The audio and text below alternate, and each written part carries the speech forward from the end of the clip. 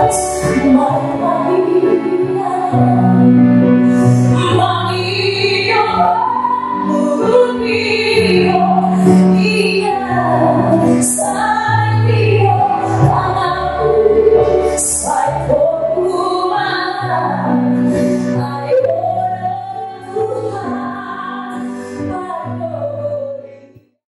kita berdoa. Damai sejahtera Allah yang melampaui segala akal, itulah yang memelihara hati dan pikiranmu dalam Kristus Yesus. Amin. Salam sejahtera. Firman Tuhan yang akan kita dengarkan sebagai dasar khotbah pada hari Minggu ini, yang diberi nama Minggu Cantate, artinya nyanyikanlah nyanyian baru bagi Tuhan. Diambil dari Wahyu pasal 12, dimulai dari ayat 10 sampai dengan ayat 12. Wahyu pasal 12, dimulai dari ayat 10 sampai dengan ayat 12. Kita ikuti di dalam hati kita masing-masing. Demikian firman Tuhan. Dan aku mendengar suara yang nyaring di surga berkata, sekarang telah tiba keselamatan dan kuasa dan perintah pemerintahan Allah kita dan kekuasaan Dia yang diurapinya, karena telah dilemparkan ke bawah pendakwa saudara-saudara kita yang mendakwa mereka siang dan malam di hadapan Allah kita. Dan mereka mengalahkan Dia oleh darah anak domba dan oleh perkataan kesaksian mereka. Karena mereka tidak mengasihi nyawa mereka sampai ke dalam maut. Karena itu bersukacitalah, hai surga, dan hai kamu sekalian yang diam di dalamnya. Celakalah kamu, hai bumi dan laut, karena iblis telah turun kepadamu dalam geramnya yang dahsyat, karena ia tahu bahwa waktunya sudah singkat. Demikian firman Tuhan. Yesus berkata kepada kita semua, yang berbahagia itu adalah mereka yang mau mendengarkan firman Tuhan serta melakukan di dalam kehidupan setiap hari. Saudaraku seiman yang dikasihi oleh Tuhan Yesus Kristus, ada banyak orang memanfaatkan nyanyian untuk meningkatkan semangatnya beriman. Ada banyak orang memanfaatkan sebuah nyanyian untuk meningkatkan imannya di dalam kehidupannya. Apalagi orang Batak itu sangat dikenal dengan pintar bernyanyi. Gereja Batak pun dijuluki juga gereja bernyanyi karena banyak nyanyian. Nyanyiannya ada 7, ditambah lagi dengan kur. Nah, saudaraku yang dikasihi oleh Tuhan Yesus Kristus,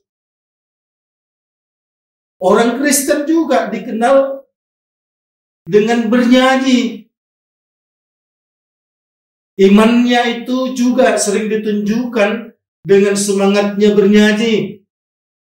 Sehingga dari dulu yang pertama sekali didengar itu, yang kita ketahui itu adalah lagu rohani. Ketika dulu orang diperhadapkan dengan sebuah perkataan lagu rohani, yaitu sudah pasti adalah lagu-lagu yang bernuansa kekristenan, saudaraku. Nah, saudaraku yang dikasihi oleh Tuhan Yesus Kristus, saya teringat waktu pertama sekali saya mengikuti tur Holy Land, terbang dari Jakarta, kemudian transit di Abu Dhabi, Uni Arab Emirat 4 jam. Kemudian terbang ke Kairo, Mesir, di Afrika, Di sana kita tur di tempat-tempat yang ada hubungannya juga dengan Alkitab. Di Perjanjian Baru disebutkan bayi Yesus itu diungsikan ke Mesir. Kita pergi ke sana. Kemudian dalam Perjanjian Lama, bagaimana Musa itu naik ke Gunung Sinai untuk mengadu kepada Allah apa yang dia alami tentang kejahatan orang Israel yang dipimpinnya. Kita naik ke Gunung Sinai yang tingginya lebih 2000 meter itu. Capek memang.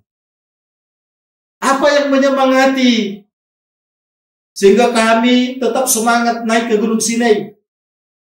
Karena kita sudah mengingat beberapa hari lagi kita akan ke Yerusalem.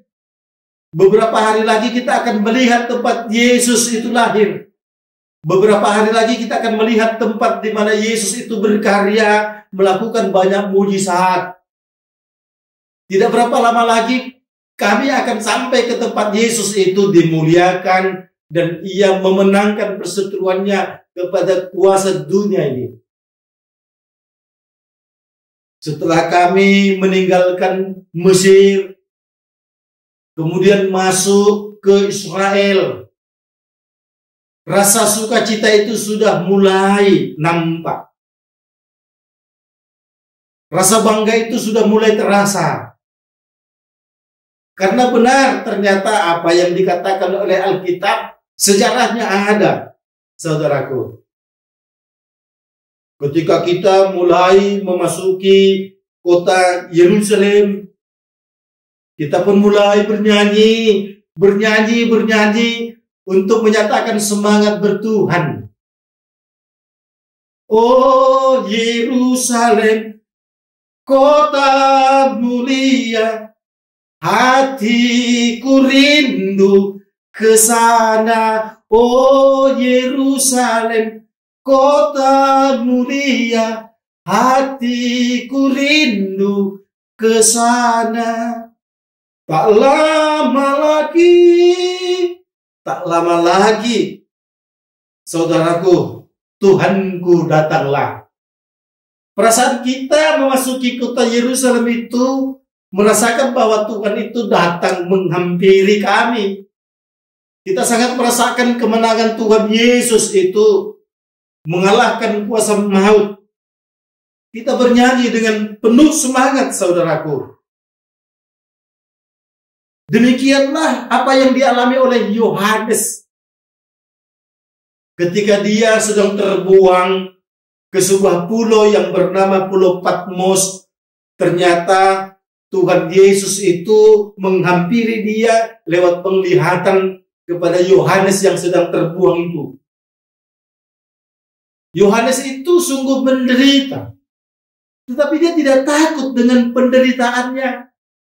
Karena yang dilakukan adalah sebuah kemuliaan.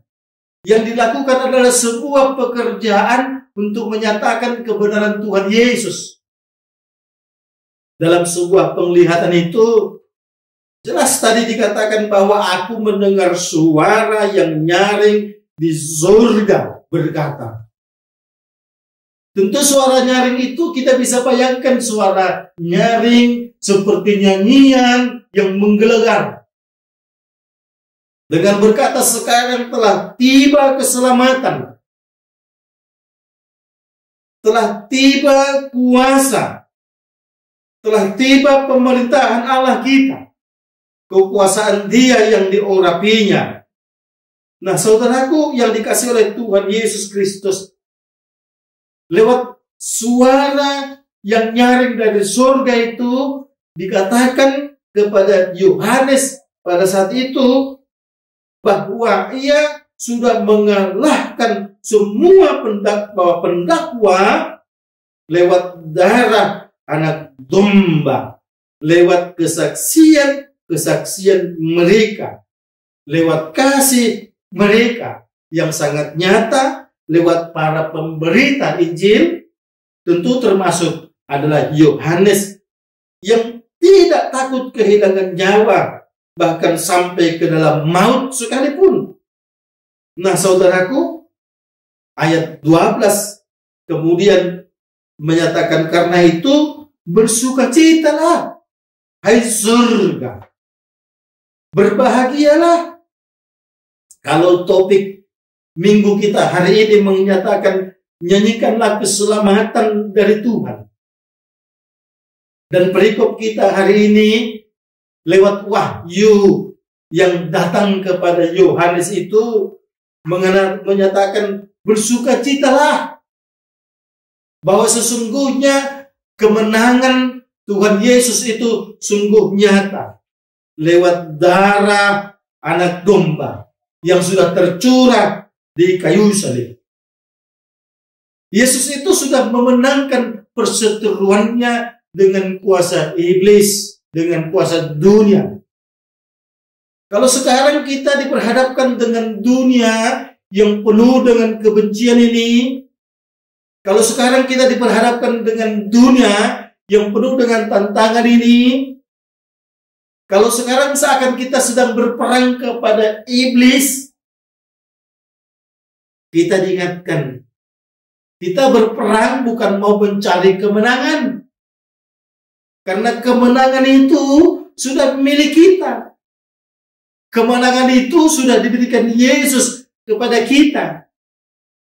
Kemenangan itu sudah tidak bisa lagi diambil alih oleh siapapun. Itulah yang dipertegas pada saat ini, bahwa darah anak domba itu sudah memenangkan perseteruan itu. Kalau kita sekarang berhadapan dengan kuasa dunia, kalau kita sekarang berhadapan dengan kuasa iblis, yang ingin kita nyatakan adalah bahwa aku sudah menang iblis. Tuhan Yesus itu sudah memenangkanku iblis. Darah Tuhan Yesus itu sudah tercurah untuk membersihkan dosaku iblis. Walau engkau menguasai aku dulu, walau engkau telah memporak-porandakan nenek moyang orang Israel dulu, walau engkau dapat menggoda manusia pertama Adam dulu, sehingga hubungan manusia dengan Tuhan itu sempat retak, sehingga hubungan manusia dengan Tuhan itu sempat terganggu, dan terasa jarak manusia dengan Tuhan itu jauh. Tetapi Yesus sudah menghancurkan kuasamu. Yesus itu sudah menang. Lewat darah anak domba itu, hubungan manusia dengan Tuhan itu sudah semakin dekat. Bahkan sudah dekat. Bahkan manusia itu sudah melekat dengan Yesus. Itu sebabnya Rasul Paulus pun bersaksi, engkau di dalam aku, dan aku di dalammu. Manusia itu sudah hidup bersama dengan Yesus. Sehingga ini yang patut kita syukuri, ini yang patut kita nyanyikan, ini yang patut kita sorakan. Lewat kesaksian, iblis itu juga semakin menggelegar. Lewat kesaksian orang Kristen di mana-mana, kuasa Yesus itu juga semakin tak berdaya.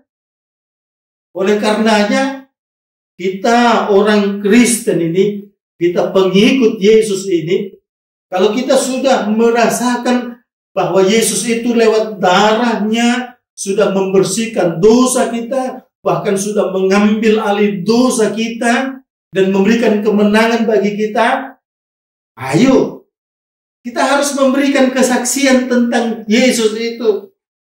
Karena pada saat ini jelas wahyu yang datang kepada Yohanes itu berkata bahwa kekalahan iblis itu pun dikatakan karena kesaksian mereka. Ayo, jika engkau mahasiswa, jangan malas untuk mengikuti persekutuan mahasiswa Kristen yang ada di kampusmu. Jika engkau orang kantoran. Jangan kau malas mengikuti persekutuan yang diadakan di kantormu setiap hari Jumat kah? Atau setiap hari apakah? Sekali seminggu kah? Atau sekali sebulan kah? Jangan pula sementara kawan-kawanmu jam istirahat dipakai beribadah, engkau malah nongkrong di kantin. Engkau malah pergi ke mall karena dekat dengan kantormu. Ayo bersaksi. Jika engkau adalah orang yang tinggal di sebuah perumahan, mari hidupkan sebuah persekutuan di kompleksmu. Jika di tempatmu itu banyak orang-orang yang mungkin satu suku denganmu, satu marga denganmu, atau apakah buat perkumpulan. Ada yang dinamakan perkumpulan pada sahur tahun dan lain sebagainya. Lewat arisan kah? Sehingga arisan itu pun kita manfaatkan, kita bersaksi tentang firman Tuhan Yesus. Jangan hanya uang itu pikirkan, tapi manfaatkan arisan itu juga untuk bersekutu mendengarkan firman. Nah, ini yang mau diarahkan kepada kita. Ayo kita juga bersaksi tentang Yesus yang sudah menyelamatkan kita itu. Dan lewat perikop ini juga kita diminta semangatmu untuk bersaksi tentang Yesus itu jangan pernah kendur, bahkan harus semakin meningkat. Banyak tantangan, jangan takut. Dalam perikop kita ini bahkan dikatakan, saudaraku, bersukacitalah hai surga. Karena apa? Karena ternyata dulu para penginjil itu, para pemberita firman Tuhan di abad-abad pertama atau abad mula-mula itu, mereka bahkan tidak mengasihi nyawanya. Bahkan mereka pun siap sampai ke dalam maut, artinya siap mati. Orang Kristen pada saat ini juga, saudaraku, jangan takut menghadapi tantangan yang ada dalam hidupmu. Kita harus mau memiliki semangat. Jangan takut, saudaraku, kehilangan reputasi. Jangan takut, saudaraku, kehilangan nyawa.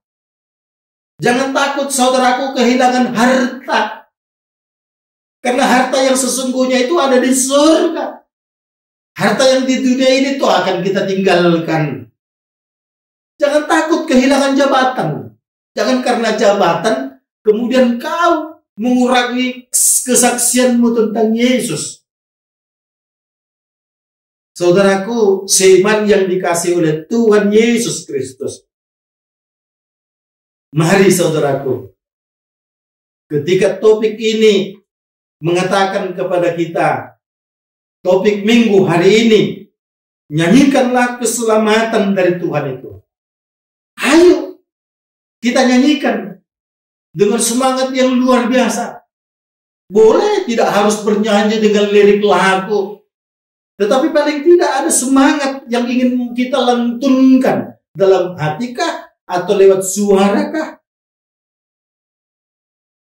Ketika kami mau meninggalkan daerah Israel, khususnya kota Yerusalem, pada saat kami tur Holy Land dulu, semangat kami itu tidak luntur, bahkan semakin menggelegar. Kami menyanyikan lagu yang sangat terkenal itu.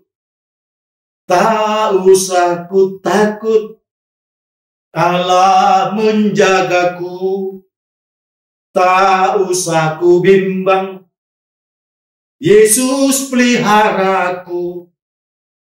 Tak usah ku susah, Roh Kudus menghiburku. Tak usah ku cemas, Dia memberkatiku. El Shaddai, El Shaddai, Allah Maha Kuasa. Dia besar, Dia besar, El Shaddai. Luar biasa, saudaraku. Sebuah nyanyian yang memberikan semangat untuk menyatakan Allah itu hebat, saudaraku. Tergantung kepada kita. Apa yang mau kita katakan di dalam hidup ini? Ayo, saudaraku. Semangat. COVID-19 ini jangan sampai melenyapkan semangat kita bertuhan. Ayo. Walau kita mungkin terdampak kesusahan karena COVID-19, ayo. Semangat kita bertuhan tetap tinggi. Kita mau bersaksi. Kita mau menyatakan kehebatan Tuhan di dalam hidup kita. Amin. Mari kita berdoa. Ya Allah Bapa kami yang di surga, terima kasih atas kasih dan anugerah-Mu yang kami rasakan pada kesempatan ini. Kami telah mendengarkan firman-Mu, biarlah Roh-Mu yang kudus turun atas kami, mampukan Tuhan kami untuk tetap setia kepada-Mu.